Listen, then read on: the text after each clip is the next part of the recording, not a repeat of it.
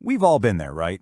You're at a picnic, a barbecue, whatever. You've got the perfect sandwich, you're just about to take that first bite, and then, bzzz, a housefly lands right on it. You shoo it away, of course, but you're left wondering, what did it actually do in those couple of seconds?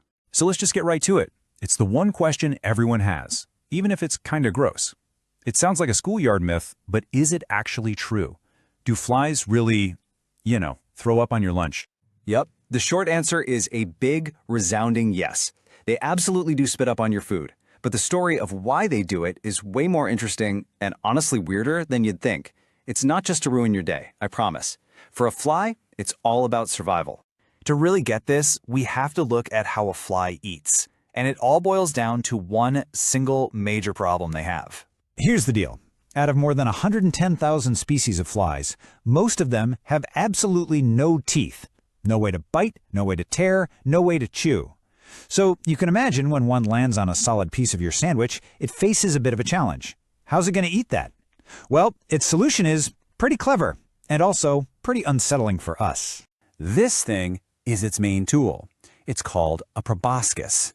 Instead of a mouth with jaws and teeth like ours, it's got this spongy, flexible straw.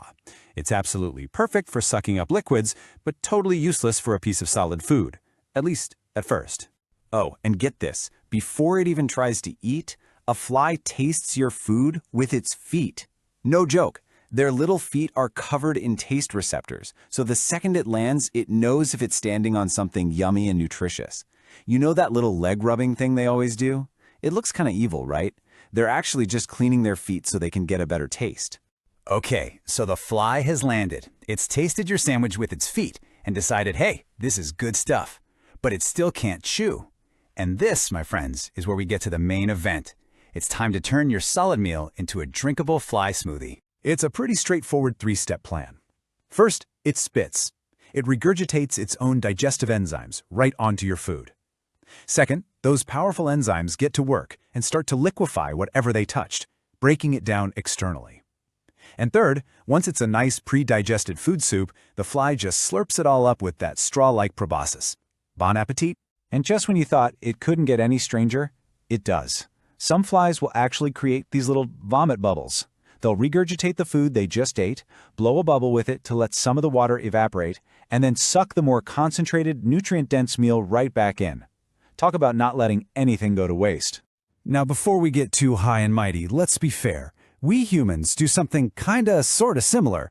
We have enzymes in our own saliva that start breaking down food the second we start chewing. The big, and I mean big, difference is that our entire process stays neatly inside our own mouths. A fly just does it all out in the open. On your lunch. Okay, so a fly spits on our food. That's gross, we get it. But the real danger isn't the fly's spit itself. It's what's in the spit. This is where a fly's other, less than sanitary habits become a real problem for us. As Professor John Stoffolano points out, we tend to worry a lot about insects that bite, like mosquitoes. But maybe we should be paying more attention to what he calls synanthropic flies. Basically, the ones that live right alongside us. They're the real troublemakers, not because they bite, but because of what they had for breakfast. See, a fly's palate is, let's say, diverse. It doesn't just go from one picnic blanket to another. Its last meal could have been animal dung, rotting garbage, something decomposing in the woods, or even sewage. All of these places are, as you can imagine, absolutely teeming with germs and pathogens. So when a fly slurps up a meal, the food goes into a little storage sack called the crop. It's basically a fuel tank. But here's the kicker. The crop is just for storage. There are no digestive acids in there to kill the germs, so it becomes this perfect, warm little incubator for pathogens, just waiting to be regurgitated onto the next thing the fly lands on. So, the ultimate question, should you chuck your food in the bin? Well, it really depends on how long the fly was there.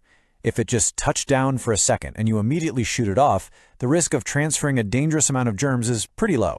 But if it hangs out for a while, long enough to actually spit and slurp, that's when nasty pathogens that can cause things like cholera and typhoid have a chance to make the jump from the fly to your food. All right, so they have disgusting eating habits, and they're basically flying taxis for germs. It's really easy to just write them off as a 100% terrible pest. But is that the whole story? Is it possible that flies are actually good for anything? You might be surprised to hear this, but yes, It turns out these little creatures have some pretty incredible and honestly vital superpowers that most of us never even think about. Believe it or not, if a fly had a resume, it would be pretty impressive. They are critical pollinators for lots of plants, they're a super important food source for tons of animals like frogs, spiders, and birds, and maybe the most shocking of all, they've become our partners in both medicine and scientific research. This is absolutely incredible. Doctors can use sterile maggots, that's just baby blowflies, for something called maggot therapy. They place them on wounds that just won't heal. The maggots are so precise, they eat only the dead infected tissue, leaving the healthy stuff alone. And as they work, they release secretions that have antiviral and antimicrobial properties that actually help clean and heal the wound. Amazing! And in the laboratory, the humble fruit fly is an absolute superstar.